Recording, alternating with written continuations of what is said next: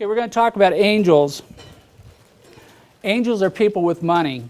They come in a variety of flavors. Part of what you typically are going to want to find out is how did the person get their money.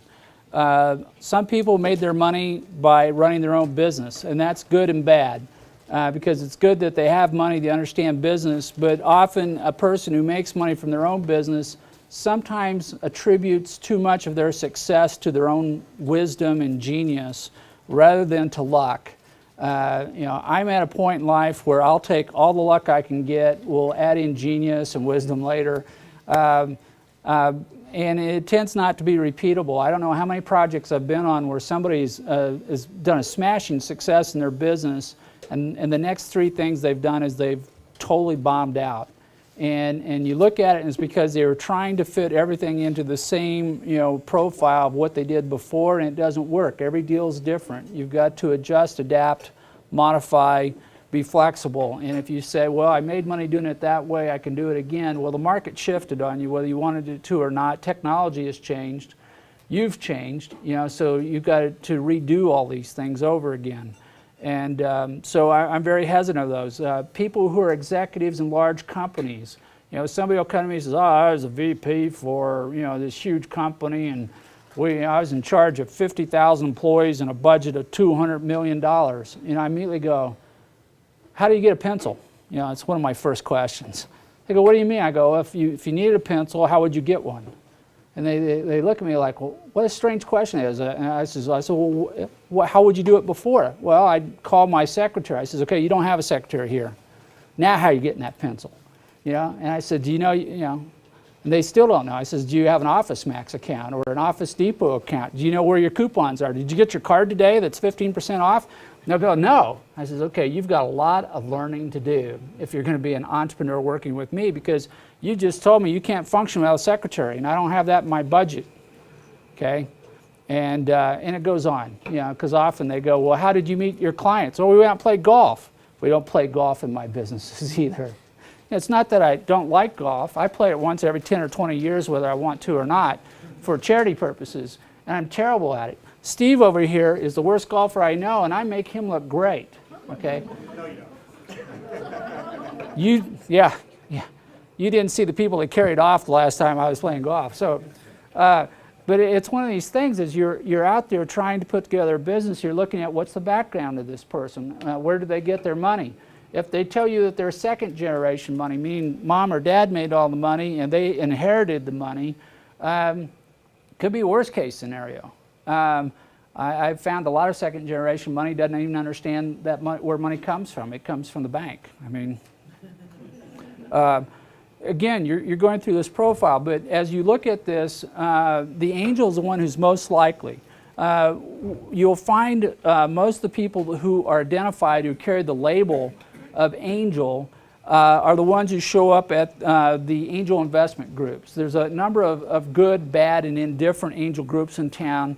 I'll mention the Keiretsu Forum as a group that I like. Steve Birchie's in charge of the local chapter of the Keiretsu Forum. If you qualify for their criteria and you pass their committee and you pay a few $100, you get a chance to pitch to them at one of their monthly meetings. All usual classical sort of things, but the guys who come to that think of themselves as professional investors. So their mindset is different than most of the people who are likely to give you money, who are going to be more in line of their personal goal versus what your company is trying to do.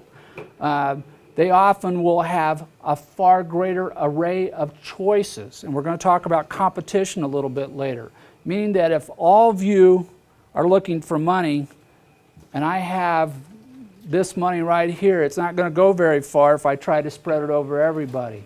So I'm going to pick one person to get money. She's been identified. If we can reach a deal today, we're going to have an investment made. But the rest of you, are going to have to find money from somebody else.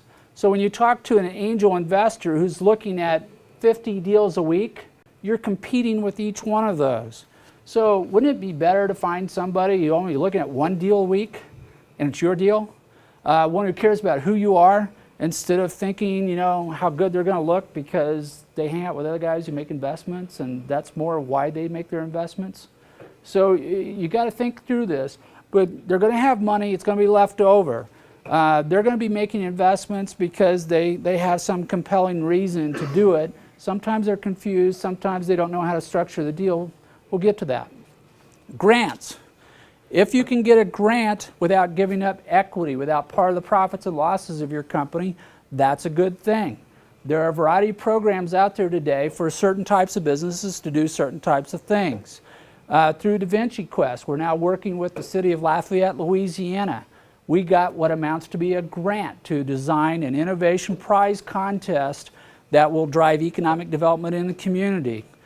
Looks like a contract, smells like a customer, looks like a customer, so we're calling them customers, but it's really a grant, okay? But when we go out to raise money, and we've got a stack of things we're getting ready to do to go out and raise money for DaVinci Quest, we have money coming in the door.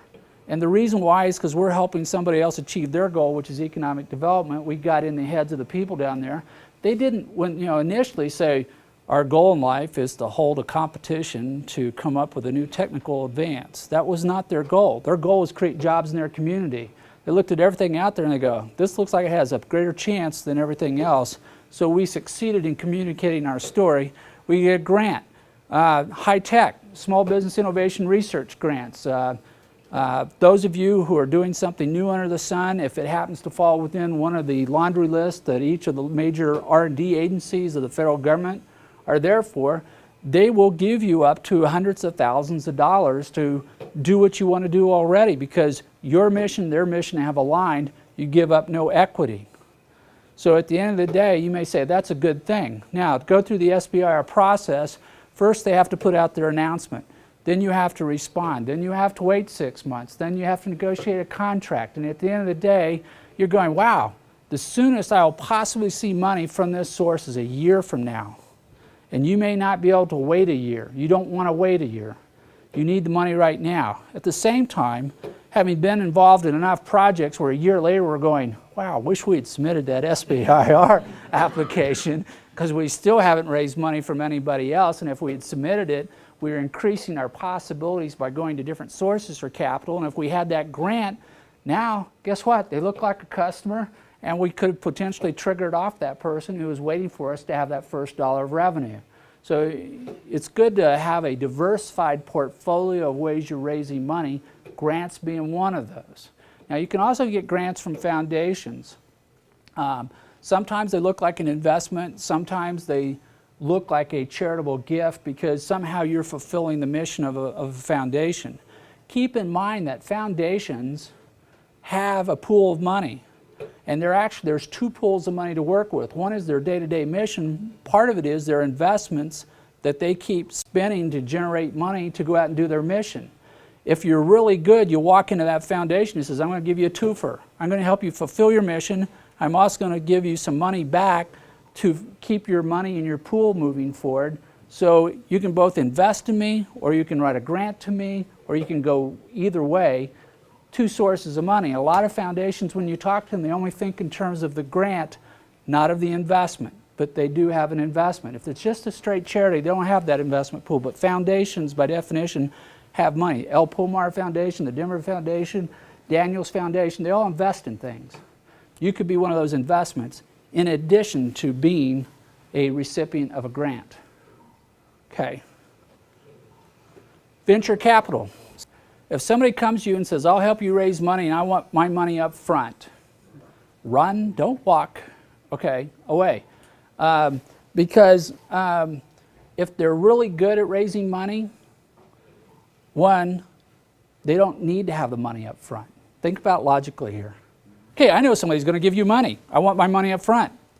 Well, why don't you just take it out of the backside, okay? Because if they're that confident that you're going to get money from this source, they can take a fee on the back.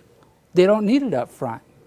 But people will come to you and go, oh, I can help you raise money. I need $10,000, $15,000, $25,000 up front.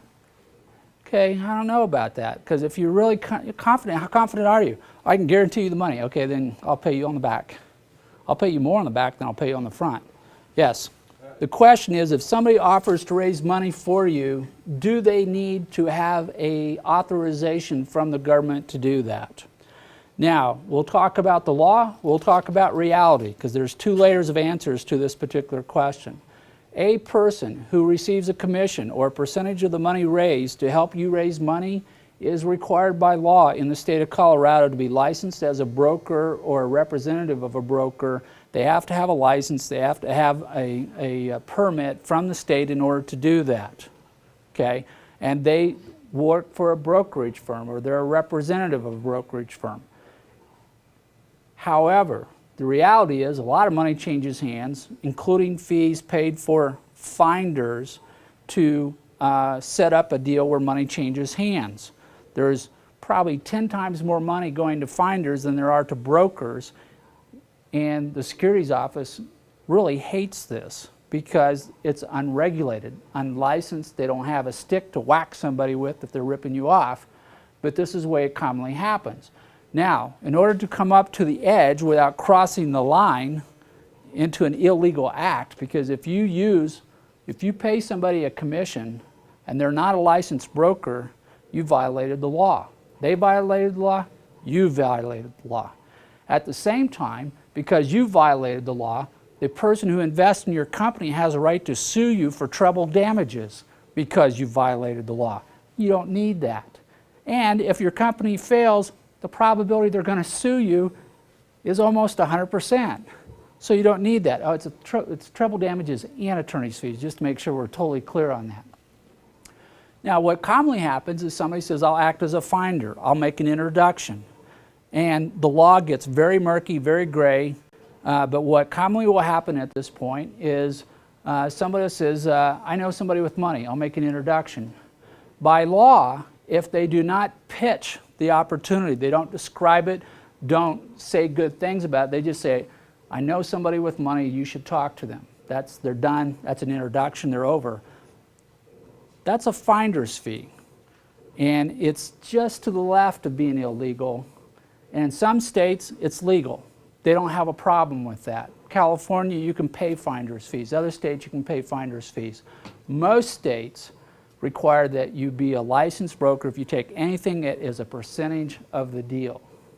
So another way of dealing with this is you say, I'll pay somebody for introductions with money that is unrelated to the consequence or the outcome. So I go to Rick Jansen and go, Rick, I think you know some people I should talk to. I'll give you $5,000 for an introduction. Rick says, fine, I can pay him $5,000 because Rick's going to get paid whether I get an investment or not. Okay, so it's not a commission on the sale. I'm just paying him a marketing fee. Go out and tell people that I'm a great person. If you have money, you should come talk to me. Unlike most people come to me and says, I have no money. I know. But, but what you can do is there are certain things you can do legally, certain things that are illegal. There's a lot of it is done illegally out there. And you need to be very careful because if you cross the line and you lose the money of the investor, you're a big target for a lawsuit. It gets very expensive and you'll have personal liability on that. It will not stop at the four walls of your entity. Great question. Is you're out talking to potential investors, and from a risk threat standpoint, they may be the best qualified to rip you off. They have the money, they may have the distribution channel, they may be Oprah. Yeah, they may be able to do everything you ever thought about doing and do it now, do it quickly with all the resources in place. So therefore, when you talk to them, you go, oh wow, they might rip me off. Well, there's a couple things you can do. One is to have all your intellectual property rights as strong as you can make them. You may have a patent, trade secret, copyright, trademarks, all these things in line, which may stop a person because they don't want to get into the potentiality of a lawsuit. You may be able to actually stop them via the lawsuit from knocking you off. You may make it too expensive for them to consider knocking you off, because even if they prevail, the cost of their defense may be too much.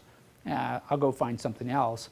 So you want to have your intellectual property in line, but it's got to be reasonable and rational to the size of your deal. If you're trying to raise $500,000 for a $5 million company, you don't want to be spending $500,000 on patent fees. Okay? I've been involved in a fair number of complex litigation involving theft of intellectual property rights. One of the things If you want to go out and buy me beers later, we'll talk about. I was involved in a commercial espionage case with Gates Rubber, where their #2 competitor, Bondo Chemical out of Kobe, Japan, had a spy ring here in Denver that was stealing secrets by the bucketfuls out of Gates Rubber. And we stumbled onto it by accident. It was one of these weird things where we're going down this path and somebody goes, hey, if you think what they stole there is funny, you should see this over here. We're like, you walk in this room and it's all these things being, we're like, oh my word, and it just ballooned out of control. We were running around the country doing all kinds of fun, strange things. It was ugly, okay? Cost, expenses. We burned over $1.5 million. We figured they burned $3 million in the first 12 months in the litigation. Patent suits are hugely expensive. Don't want to go there. But it's a risk of doing business. If you go out there, whether they're an investor or not, somebody's going to decide they can do it better than you. They're going to knock you off. They're going to mimic what you're doing. The more money you make, the higher the guarantee somebody's going to try to do the same thing. So get your intellectual property rights in order. Talk with intellectual property attorneys about helping you with that. Do a cost-benefit analysis for it, so forth and so on. The practical answer to that is don't show it to someone who will automatically benefit from knocking you off. Sometimes you'll find somebody out there who has money who will succeed if you succeed, but they're not in a position to knock you off because they're to the side, so to speak. They're not in the mainstream of where you're going to go. Back into profiling who your potential investors are. If you understand that they will succeed more by not knocking you off, then they're a better candidate to talk to than somebody who might just blow through you and leave you in the dust.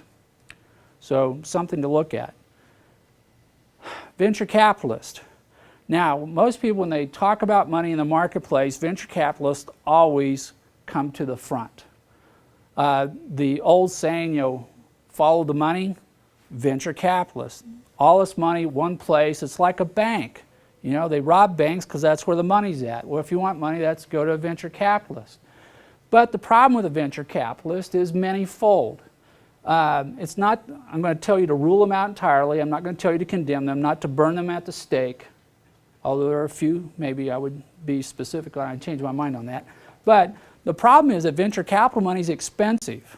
If you thought that paying 20% to a factor is expensive, a venture capitalist is going to come in and they're going to devalue what you would ordinarily think is the value for your company, because they have to overcome their own internal cost of money. Think about it this way. They go out to a whole bunch of people and they say, we're going to pay you higher than ordinary rates of return on your investment. You're going to give us the money and then we're going to divvy it out to these companies over a period of years. The cost of money is compounding, not at 10% rate, but at these higher interest rates while they're holding it, waiting to make their subsequent investments. And then they have a management fee on top. So by the time you get done and you go through this analysis, you're going, yes, that money's there, and I may need it because it's the right size, right time, and so forth, but the cost of that money is horrendous. Did some analysis, wrote a paper where I was comparing licensing of technology into a large company using the internal rate of return of the large company compared to a venture capital cost of money. The difference was 7 times. Okay? If I could get a company to license the technology from me and meet their internal rate of return of 12 to 15% on average, then it was that much cheaper. And think what this does to you as a success rate.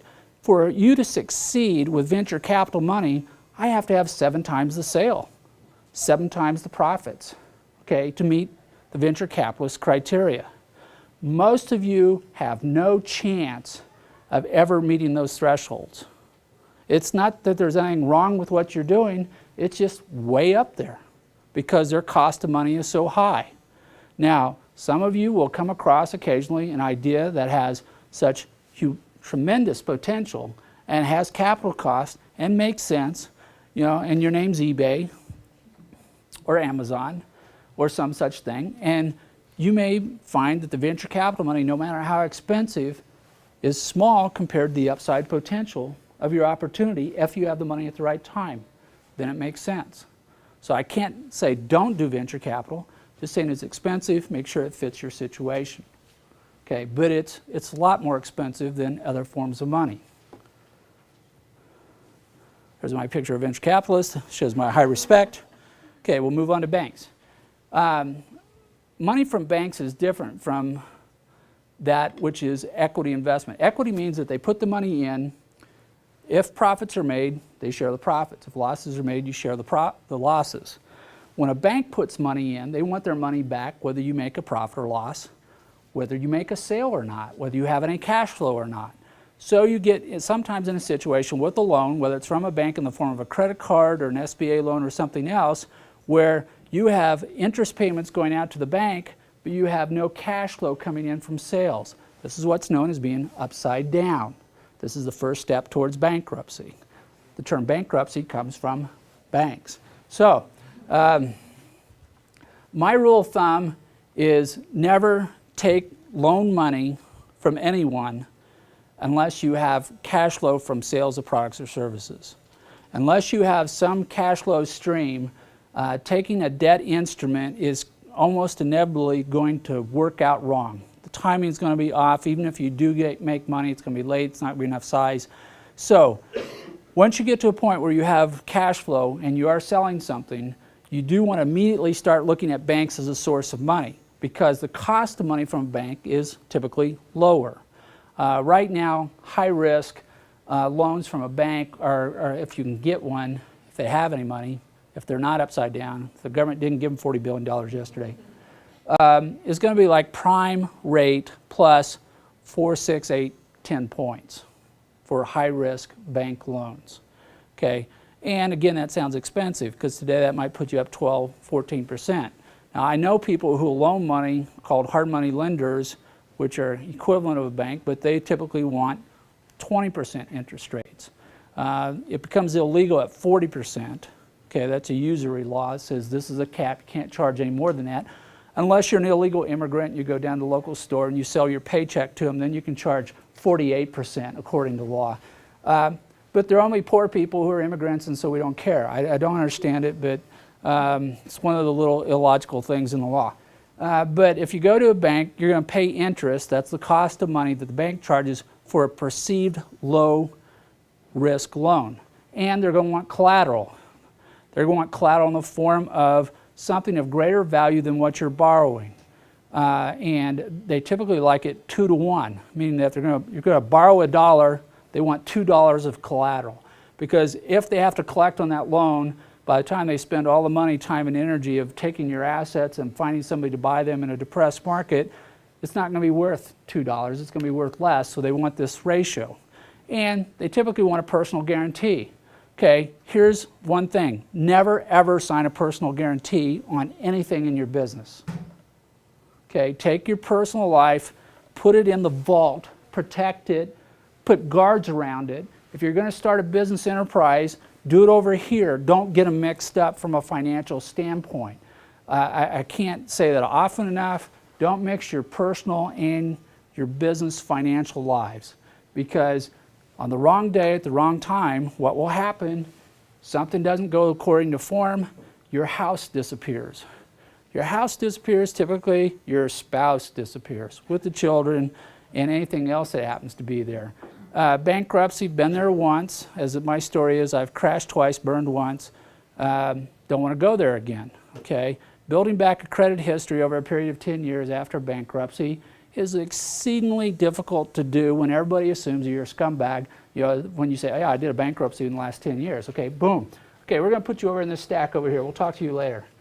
You pay up more for everything. Okay, after a bankruptcy, you pay higher interest. There's premiums, and the little things. Yeah, I can buy a car from that dealer, but yeah, I have to put 50% down, and I'm going to pay a 14% interest rate for the same car that I today could buy for probably a 4% interest rate and put nothing down. Okay, so you don't want to go there. You want to be very, very careful with your financial situation. If you put yourself in a debt hole, it's hard to dig your way out.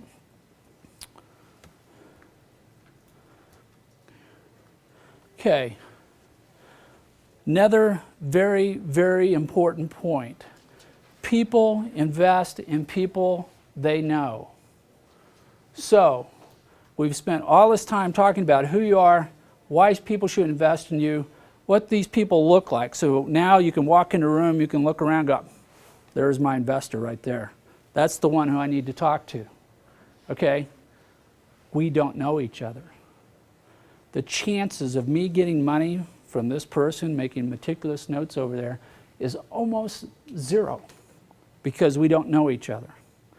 In the back of their head, no matter how much they like what you're doing and where you're going, because we do not have a prior existing personal relationship, there's going to be this doubt, and it's going to be a predominant factor in making an investment decision because we don't know each other. And this is a problem, because typically when you go out looking for money, you're going to find the money's in the hands of somebody you do not know, and you have to deal with this somehow, some way. Now, Steve's approach over here, take him out, play golf with him. By the time Steve proves how bad he is at golf, they feel sorry for him. How good they are. How good they are. And the relationship is starting to build. Now, Steve may have played golf with them for 2 or 3 months, before they're feeling, that he's somebody they could put their money with because they know he's not making money playing golf. You got to deal with relationships. And part of the thing that you're going to be doing as you've gone through this profile and you've said, this is the kind of person I'm looking for, is you're going to try to now connect the dots between yourself, the person who fits the profile, who's going to invest in your company, and you're going to say, do we have a relationship or not? Now, what I found interesting is usually, somebody will come to me and says, I've been out trying to raise money for 3 months. I can't find anybody who's going to give me any money. I go, well, who are you talking to? And we go through that and says, now, who should you be talking to? And we do a profile. And almost invariably, after we get done doing the profile, I go, I already know 2 people I need to go talk to. They were in their circle, their network, but they had never thought about them as being an appropriate investor candidate because the person isn't out there at the angel meetings waving money in the air. They have to be a good business person who's had this business for a number of years, and they've actually been making private investments in a number of deals, but they never tell people about it. That's not who they are, how they function, but they are the right person, and there is already an existing relationship. Great, because that's who you need to be talking to first, is somebody who you already have a relationship with. Now, the relationship may take many forms. It may be a former business association, you may be members of the same church, you may support the same charity, things of that nature. If you are a youngster and you're thinking about getting into this, it's not a bad idea to immediately start working on 2 charities, 2 Rotary groups, 2 chambers of commerces, and start building a network of people. And yes, this is a long-term blind investment on your part, but in 20 years, you'll know about 4,000 people, and if you need to go raise money, your life just got simpler. Today, fresh out of college, good luck. Anyway, who do you know? Okay, you've done the qualification, you've done the profile, now go through that entire list and say who has money, who's going to invest in me that I know. And that's your starting point. Now, some of you that'll be a very short exercise. And so I want to introduce you to the concept of a champion. This is somebody who knows money, who knows you. This is an intermediary. In a high form, this is a broker, registered broker, who got to know you because you agreed to pay him a commission. You can see why that doesn't carry a lot of weight, among certain investors. They go, wow, how long have you known this guy? Well, since he wrote me a check yesterday afternoon to go raise money for him. Okay, a little shaky. But a champion is somebody who you may know, who may have money, best form of champion, because they're going to put money in your deal because they like you and like what you're doing. But they also have a black book of friends, a network, a social collection of people who are also wealthy, who may put money into what you're trying to do, and you're going to leverage this relationship to get to the people with the money.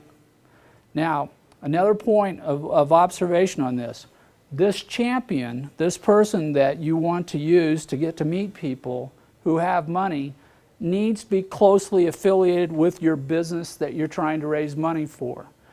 Because if they're standing out there, coldly objective, intermediary, and simply making an introduction, their relationship with that person isn't coming home to you the way you want it to. So you need to put this champion on your board of directors or on your board of advisors. You need to hire them into your company at some level. So when the person with money goes to write the check to the person they know, that person is standing so close to you, it's the same thing as putting the money in your own pocket. Okay? They're not investing in you. They're investing in their friend who happens to be part of your business. So the whole thing about champions is, who do you know? Do they have money, not money? Do they care about what you're doing? Do they have a circle of friends who has money? Now, the world being a small place, by the time you get to a first circle of friends who you know, there's probably somebody they know who has money. There's a variety of ways of building your networks, identifying, profiling your networks, and so forth, to find out who this person is. But this is the way in which you overcome the fact that your circle of people you know isn't broad enough to do what you need to do. So you go home and you do all this analysis again, and you add one more layer. Who do I know amongst who I know who knows people with money? Very, very important, because at the end of the day, if they don't know you, the chances of you getting money out of them are very, very slim. Okay.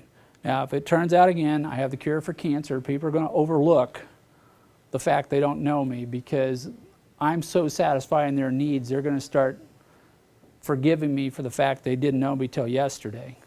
But if you have a hosting site for bands, you better know somebody, because they're not going to feel a life and death need for this particular capability.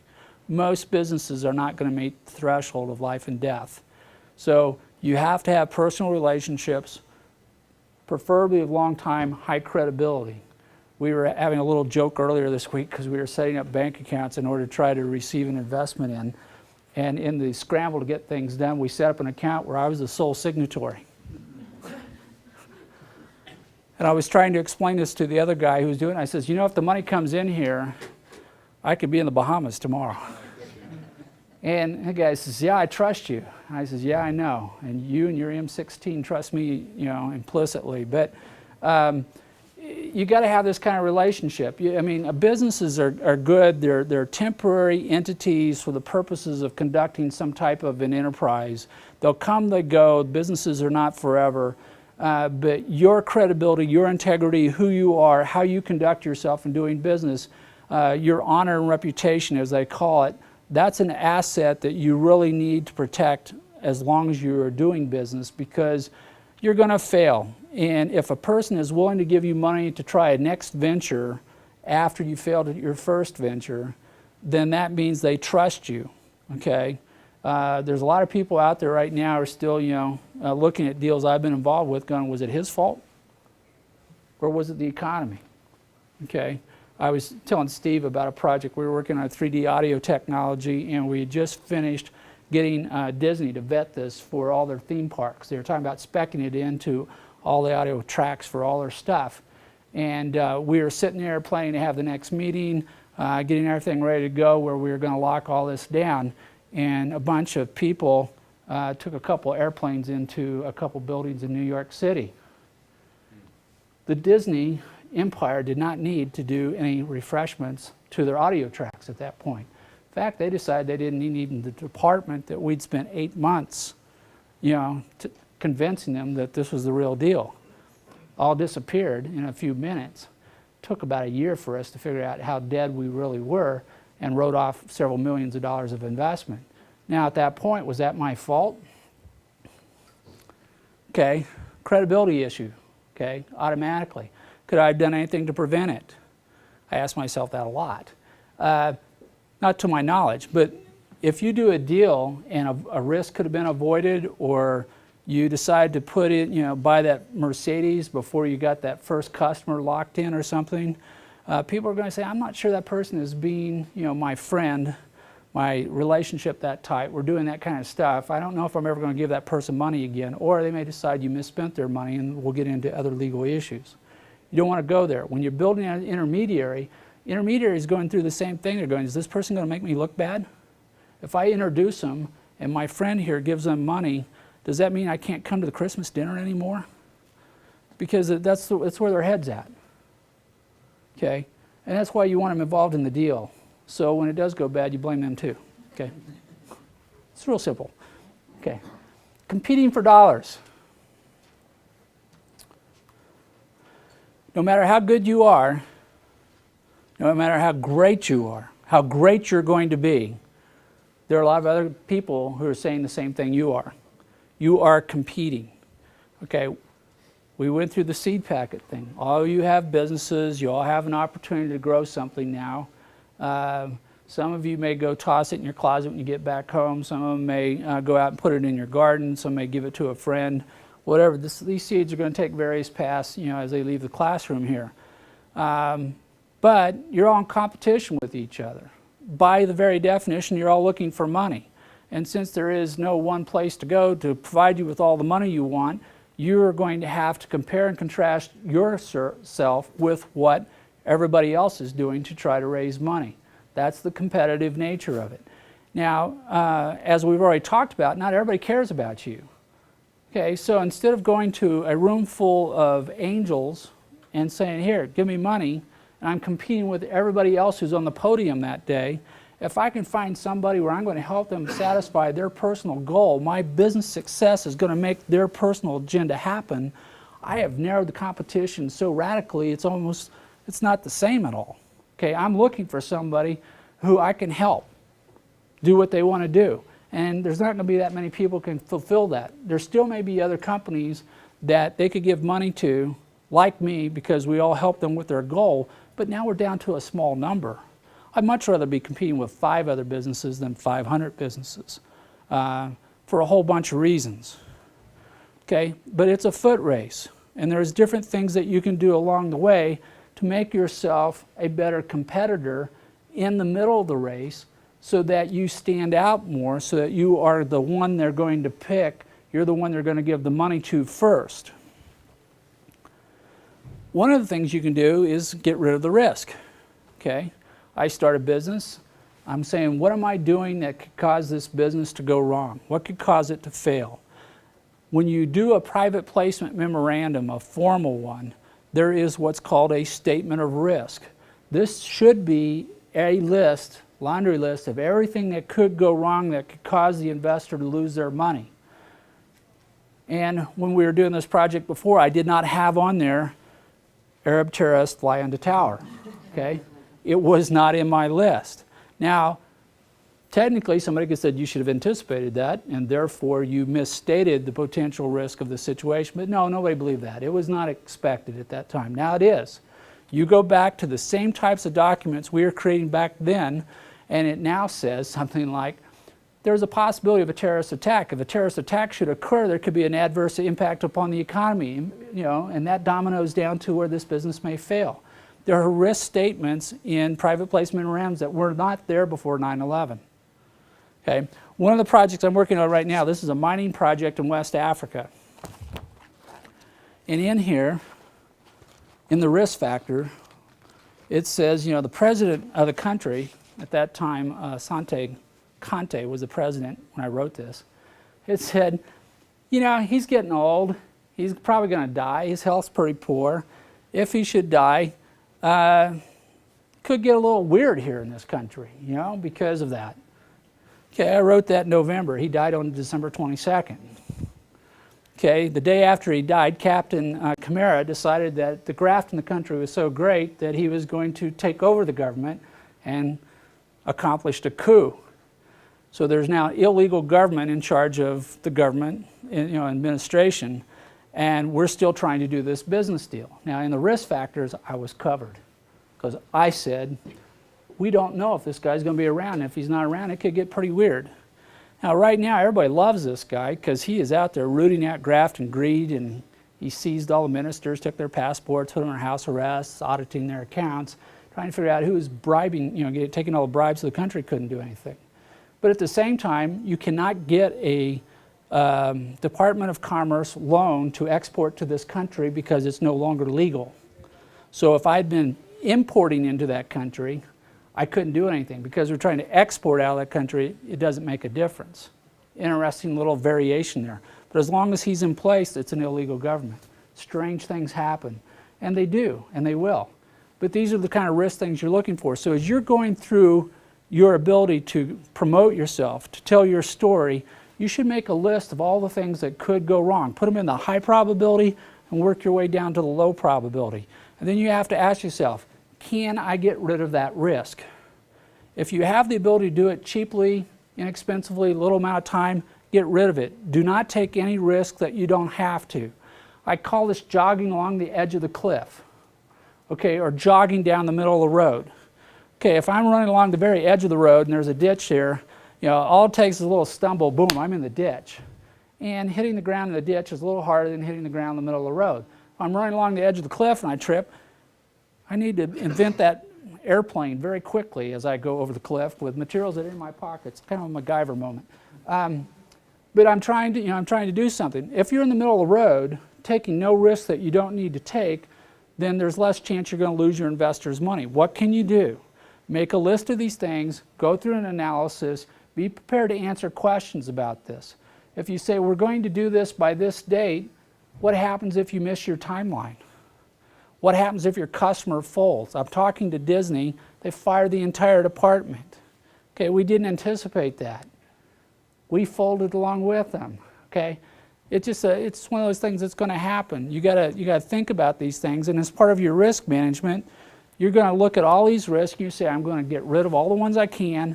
The ones I can't get rid of, I'm going to mitigate down to a reasonable level, and at the end of the day, your plan still may sound extraordinarily risky.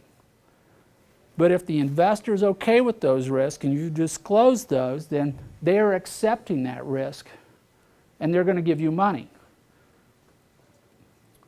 But if they say, well, why aren't you doing that? Why don't you have key man insurance on your inventor who has 100% of that idea still in their heads, never written it down?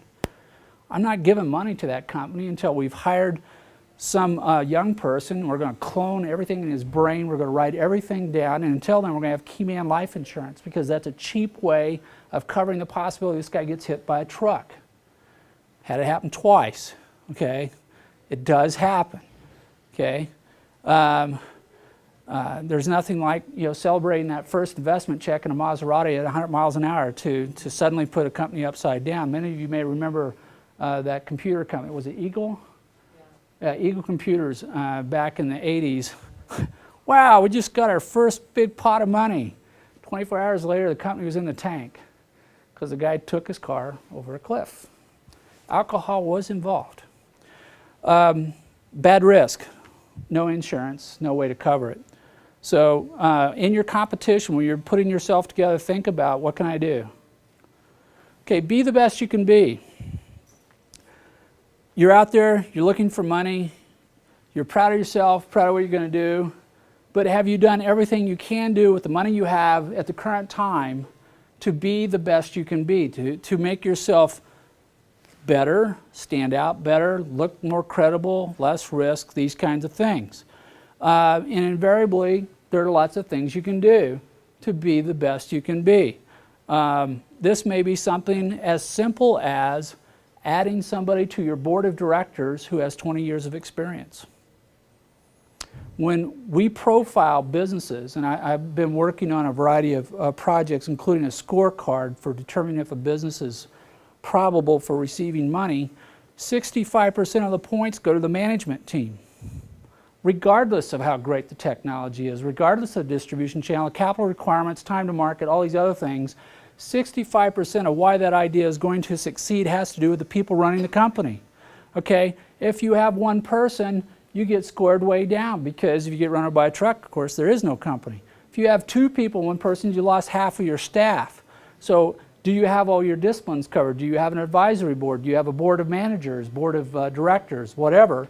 When you add people to your team, you improve your chance of success. You look better. Guess what? You also increased your network of people who may know somebody who knows money.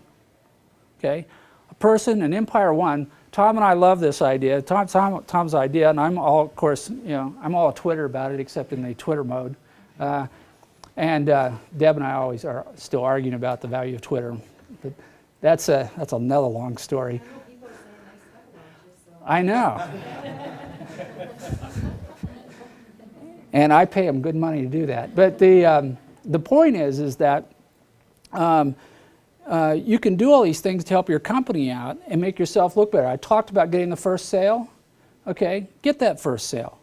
Get those people on your board of directors. Get that key man insurance if you have somebody, if they disappear from your management team, would be devastating to your company.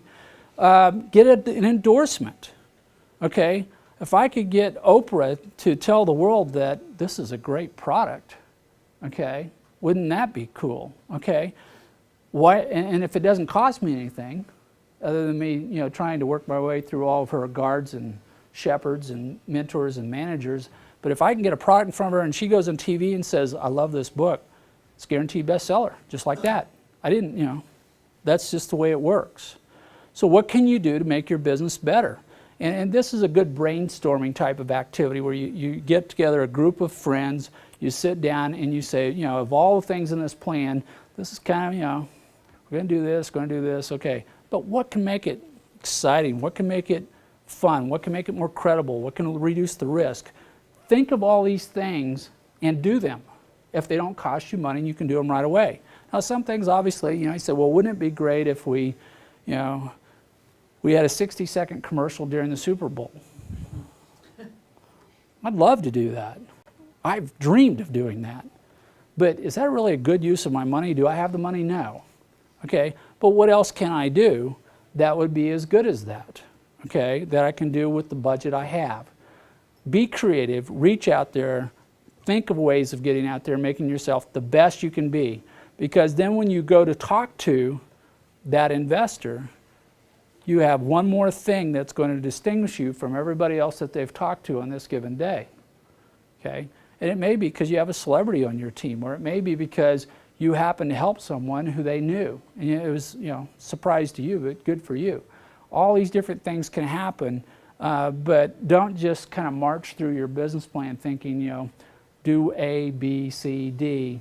What else can you do to polish this up, make it shine? Somebody called me brilliant yesterday, and I said, yeah, in a bright sun, outside, bald head, I am brilliant. Other than that, let's not go there. But he's wanting to give money to somebody, and I told him, no, we can do it today or we can do it this way. And he's like, aha. I go, yeah, it's cheaper that way. Let's try that way. Just thinking. Be creative. Okay, telling your story. When you go to sell your business as a product to the perfect person who matches up with you perfectly because you're going to help them satisfy their goals, to get to their agenda, you're going to tell a story. Okay? And that's the sales process. Because when you go to sell a package of seeds, I like zucchini, I can make zucchini bread. If I do 1 hill of zucchini, I can make 40,000 loaves of zucchini bread by the end of the summer. Wow. And I like to do it a little differently. Instead of using granulated white sugar, I like to use brown sugar and put in a touch of cinnamon on the side. That really tastes great, and if you toast it, it's even better. That's a story. Now, people are, they're not thinking, wow, he's going to get zucchini. They're thinking zucchini bread. Kind of cinnamon, wafting in the air. Okay, that's a good thing. That's a story. When you sell your business, you're doing the same thing. You're trying to get them thinking of this as a real thing, even though it doesn't exist. You're talking 3 to 5 years down the road. Okay, we have a big building, headquartered in the DTC. We have 2,000 employees. We're handling 40,000 cases a day. We've done a net reduction in the rate of cancer in the United States by 40%, and we've extended the life of 40 million people or something. Or what we were working on, Steve and I were working together, a medical device for treatment of migraine headaches. 1 in 8 people in the world suffers from migraine headaches. Of those, 2 out of the 8 are chronic sufferers, where they have several headaches a month. Okay. When we rolled this thing out, we're saying, we could potentially help 1 in 8 people in the world with this device. And golly gee, you know what? 1 in 8 people includes princes, princesses, presidents, bankers. Wow, we had a good time going looking for money, okay? Because we were able to reach out to all these different people. We were telling the story. But it wasn't about a medical device. It was about removing pain so that somebody's quality of life took a jump forward. And it made it a great story to tell. Here's how you tell a story. Okay, how many have heard a fairy tale story? Okay, those of you intensely taking notes either didn't or you don't know, but make it easy for your listener. Do not tell them, we have a 40-hectare section with 23 kilograms of something somewhere with 5 names I can't pronounce because they're from West Africa. Oh, that's awful. Don't tell a story like that. But I mean, I've sat through, so many pitches, I'm sitting there going, oh, I can't stand this anymore. Tell something that's interesting. Let's tell an adventure story. Okay, you all heard fairy tales. That's what your story is going to become. It's going to become a fairy tale. And this is how we're going to do it. First, we're going to describe your problem. Okay, this is the problem that you're here to solve. If your business succeeds, this problem is either going to disappear entirely or it's going to be reduced to a point that it's near extinction. And you're going to be the cause of that situation, and you're going to take credit for it, and that's why you're there, because there is a problem out there, and that's the first thing you're going to talk about, because this is how you start relating and determining if the person even cares if you exist. Hi, I'm going to cure cancer. Who cares? Whew, all the hands go up. Hey, I'm going to cure lint. Okay, not so many hands. Okay, but there's still a problem there, and lint happens to be a big industry, okay? I don't know what it is. I haven't done that one yet, thank goodness. But anyway, but you want to describe your problem. So what is your problem? Well, in the fairy tale, this problem's a big, roaring dragon. It's out pillaging, it's burning villages, it's keeping the crops from coming in, everybody's in chaos. Kind of sounds like the United States right now, but there's a bad problem out there, and your business, its sole purpose for existence is to deal with this problem. Describe the problem first. Create a point of reference between you and the person you're talking to, which is part of your filtering process, because if they don't care about it, you're not going to go very far in this conversation anyway. Second thing, describe your customer. Who is it who is suffering from this problem, which, if you are successful, your business is going to receive a benefit. Okay, in this case, I picked a Girl Scout because I couldn't find a better graphic for this one. But having bought my Girl Scout cookies this week, I am now an American and still am, renewed my membership for another year because I love Girl Scout cookies and all the calories that those represent. But I love the entire concept of Girl Scout cookies, and that's another subject we'll get into someday when we do one on social entrepreneurship. But this is a potential victim. If this dragon shows up at this moment, she's toast. I mean, okay? And we don't want that to happen. So this is our customer. And you need to know who your customers are. Describe your solution. This is what you bring to the table. This is the defining point, the tipping point. This is how the world's going to change because you exist, as Malcolm Gladwell will call it. And in this case, it's a sword. Okay, I have a dragon, I have a sword. You can probably see where this story's going. It's going to be ugly. But in dealing with dragons, I found that swords are probably a preferred form of dealing with the problem rather than giving them a package of seeds. Okay, wrong tool. Okay, this is my solution. I'm going to solve the problem with the dragon, and that's how you describe what you're doing. Too often you will talk about your product or service in infinite detail. Well, this sword is made of 15-fold carbon something or other, and we heated it in the plant for 10 years, and I brought in all these people to polish it. Who cares? Okay, it kills dragons. That's the point of reference that you want to get across to people. So when you talk about story, talk about the benefit, not the details. They need to know that they're there. They need to know that you've done this or done that. But don't dwell on that because that isn't getting to why people care. Complete your story. Okay, boom, got the sword, there goes the dragon. I have succeeded. This is my story. You have a problem, I have a solution, I'm going to apply my solution, your problem disappears. That's my story, that's why I exist. I'm going to do this as a brick, I'm going to do this as a wall. I'm going to do it one time, I'm going to do it lots of times. And because I'm going to do it lots of times, things change. One of the projects we're talking about right now with DaVinci Quest as an innovation contest is killing mosquitoes because they carry malaria. Okay, If I come up with something, and one of the things I was looking at in Scientific American was a new bacteria that's specific to the species of mosquito that carries the disease, is that, you know, if we kill them off, that's a good thing. At the individual level, I'm not going to get malaria.